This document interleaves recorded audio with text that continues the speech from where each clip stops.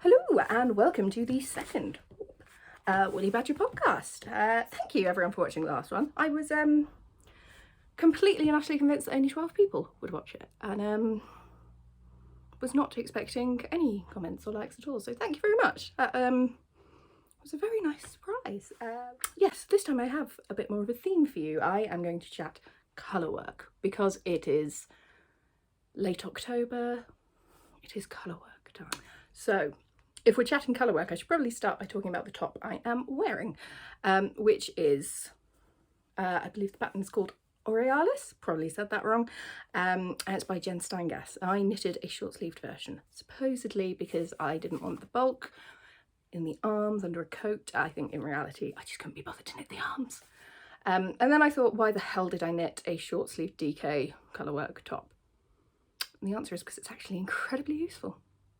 I have been wearing it a lot. The yarns are Adventuresome Yarncraft is the main colour.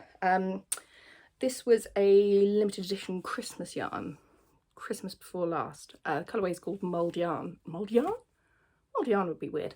Mulled wine. I'm not sure if Laura's going to be bringing it back, but she does similar sort of gorgeous deep reds. And the contrast colour is Eden Cottage Yarns Milburn DK. So, that's in theory not a great yarn for colourwork, is it? It's blue flace Leicester and silk. That's a bit slippy, that's a bit soft, that's a bit shiny. It's bloody lovely. Not necessarily great for colourwork, but as you can see, it worked. I think the theme of this podcast is going to end up do as I say, not as I do. So the reason I'm saying the theme is do as I say, not as I do, has to do with this. This is my simple colourwork cowl that I designed early last year. You know, it's traditional Fair Isle motifs, it's short floats, it's all of that good stuff. It's called the Coffee with My Oxygen cowl, and it has a matching hat. I smell snow, I think. Anyway, this sort of motif and things, I use it a lot when I teach colourwork classes. The classes I teach at No Frills Knitting, we knit the hat version of this, and I always talk about how you should use a rusticy yarn for colourwork. For this I used Marina Skua, her 4-ply, which I can't remember the name of right now, but it's gorgeous. It's a fantastic colourwork yarn. It's got all the sort of fibres that grip together. It's non-superwash. I mean, just look at it. It's fantastic. I talk about that a lot in colourwork classes. Make your life easy for yourself. Use the right yarn. I think in this episode we're going to see I don't follow my own advice. Still, should we start with one where I did sort of follow my own advice but also got a little bit ridiculous? This sweater is perhaps my most ridiculous knitting experiment yet. If I hold it back like that you can see a bit more. It is a colourwork sweater, obviously, but it was knitted sideways. So I cast on, down here at this cuff, I increased up the sleeve, cast on a few stitches there, you can see there's a little baby seam, and then I knitted the body as a big old tube with steeks for the neckline and for the bottom hem, before then casting off a few stitches and decreasing back to the other wrist. I had no idea if it was going to work. I had absolutely no idea. I sat down, I actually swatched for this one, I did some maths, and then I thought, sod it, I'm going to give it a try. And it's worked, and I love it. It's a big sort of oversized batwing sweater type thing. Again, traditional Fair Isle motifs throughout. And what I love about it is it's one of those ones where it looks super duper fancy, but actually it's still the traditional 2 colours per row. This is where we'll get another, Jacki can't pronounce things moment. I knitted it in Biches et Buches. Don't know. Le petit lambswool. As you can tell, French, not my forte. I do have a GCSE in it, but if we're totally honest about things, that's really GCSE in using the dictionary. I cannot off the top of my head remember the names of all the colours, but I know there are 7 of them in here. This has been my like baby for the past couple of months, and it is now almost done. Steeks cut, neckline done, that steek's sewn down. Let's not look at that mess. But now I need to work out how the heck to grade it.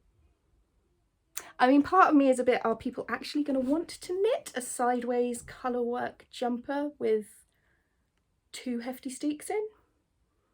Am I the only person on earth who thinks that's a good idea? I don't know. We'll see. If you think you might want to knit it, do let me know. Also, on my colourworky needles at the minute, is one that I'm a little bit behind the Instagram trends on this. I'm sure this was also featured on about 1 billion podcasts back in the spring or whenever the pattern came out. I have rediscovered my Great Gingham Raglan by Jessie May. So as you can see, I have got the body, I have attached 1 sleeve. I have not attached the other sleeve because I have not knitted it yet. I'm not normally an enormous fan of a bottom-up construction. I just kind of find there are too many bits and pieces to lose and not know what you're doing with. Anyway, I looked at this and I thought, do you know what? I need that in my life. I need a lightweight gingham checked jumper. I'm going to make it. I'm going to put my weird dislike of bottom up aside and do it.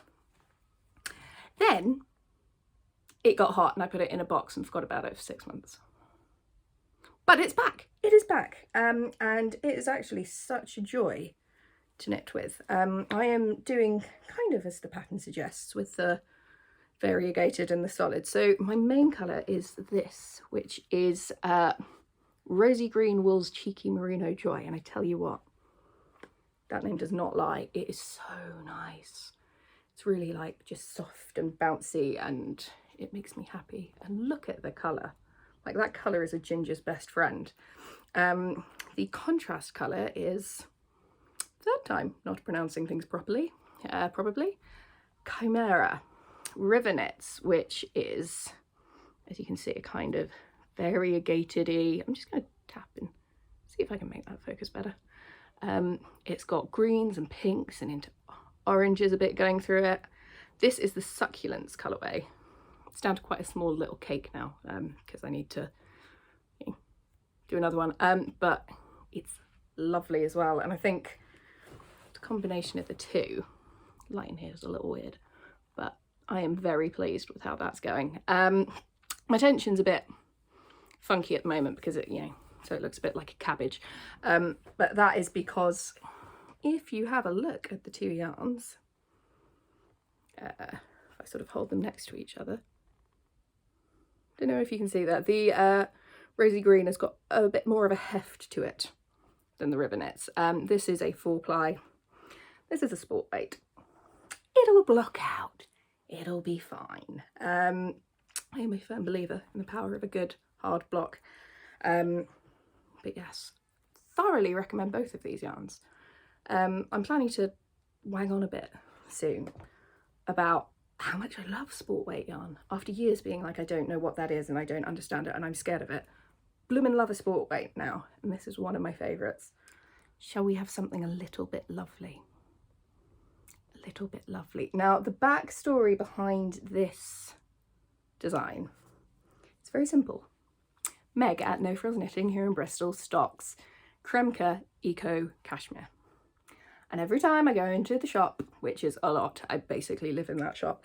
I do teach workshops there. I don't just like hang around like a weirdo. But every time I go in, I stroke the cashmere and I say, oh, I want it. And Meg tells me to not try and knit a sweater out of it because I can't afford it. And she is correct. But what I could afford was a cowl. So this is the Bloomin Bessie cowl, so called because it kind of has Tudory vibes, I think.